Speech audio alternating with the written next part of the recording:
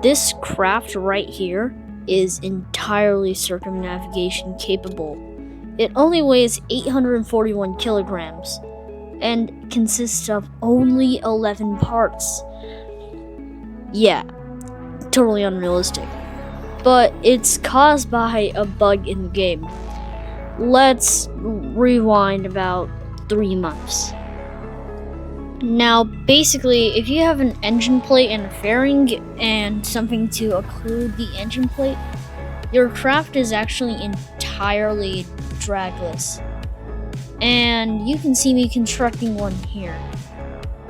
It's pretty weird, but it's actually true. See, KSP actually just occludes literally everything inside of a fairing and an engine plate. And also occupied nodes, which essentially means nodes that have something attached to them, actually literally have 0 drag, which means the part that is connected to that node only has drag that is acting on it whenever it's moving. But if you shove that inside of a engine plate or fairing, then that will literally be shielded by drag. And if you don't believe me, you can see right here that this craft that I've strategically made is actually more than capable of getting to about Mach 2 because of the delta V reading. Now, something that's even more surprising is that this craft actually can go pretty fast. Now, usually this would be a horrible design because of the many problems that I'm pretty sure you have spotted with this. The thing is that if we actually give it a bit of a test run, you can see that literally at any single speed, we have 0 drag. This also means that parts that are shielded inside of the fairing or engine plate actually have 0 lift too. So they're completely shielded from aerodynamic forces. But this is pretty cool. You can even see that there's also 0 water drag until I deploy the fairing, which instantly destroys our craft because we're moving almost Mach 2 inside of water. This also has a pretty good amount of speed. You see, if we choose a jet engine, give it some batteries so that it can actually survive for long enough, and I don't know, a single reaction wheel for reasons that I'm pretty sure are pretty obvious, and then just put it with intake, which, as you can see, this might not seem like a unit intake, but just remember that cruising at Mach 2 means that we have a lot of air. Pretty obvious. And as you can see, if we're just removing drag from this, well, there's something that you can clearly see. We can sustain velocities of about 810 meters a second. This is the maximum operating velocity for the Chudnow engine. And that is enough to actually give us a time for circumnavigation of just around an hour and a half. Okay, here's the mass tally. Now, it's just ridiculous. Now, this is actually breaking 2 records, possibly even 3. First of all, this is the lightest jet-powered circumnavigation that I know of. And this is also the lightest uninterrupted circumnavigation. And this is also using only about 50 units of liquid fuel, which beats the 254 units of liquid fuel for the next lowest amount of liquid fuel used for a circumnavigation to my knowledge. Okay, enough of talking. Let's try flying this around Kerbin.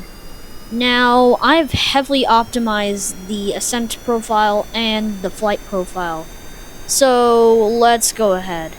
Now, while I do have parts mods, this has no parts from those mods.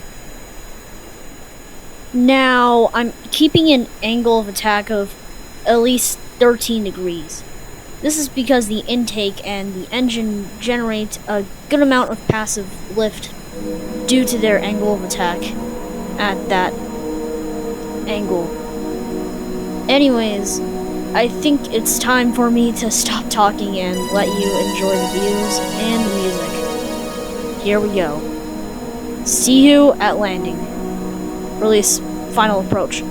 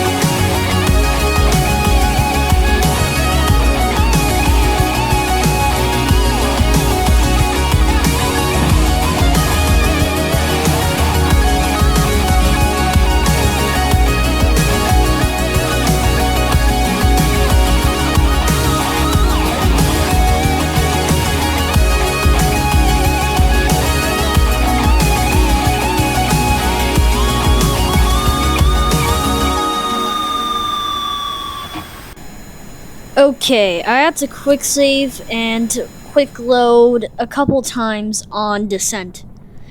This is because landing with jet engines is very tricky.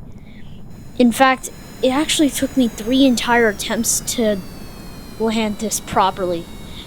And on the only successful attempt, I actually blew off the engine. Yeah, that's not good. But I can speed this up. Now, landing with jets is really hard because they have a high spool up time. Essentially, it takes a really long time to spool them up compared to rocket engines, which just reach your target throttle almost immediately. I could use props, but that would push the mass of this to over a ton. And I think it's much better to just use the engine that we were provided. Now, as you can see, I actually used the fairing to generate enough drag to slow down enough to land directly at the KSC. And speaking of landing, here's an unsuccessful landing. I blew off the engine and I wanted to remain intact. I also bounced enough that I'm pretty sure on descent from that it would just blow everything up. Now, this is a very hard to do part, and I actually have to time it perfectly. You see, drag alone can't exactly slow us down. Using drogue chutes might work, but that would push us over 900 kilograms, which I don't exactly want. So, here's a other unsuccessful attempt. And let's see if we can do it on this attempt. Anyways, let's just look at this. Now, for descent, I actually want to land not directly on one of the buildings at the KSC, because they're extremely hard to land on already. And using jet engines is, really hard.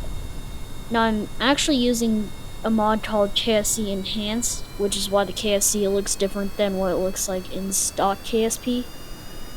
Anyways, it's time to just land. Now, remember how I said that landing with jet engines is really tricky?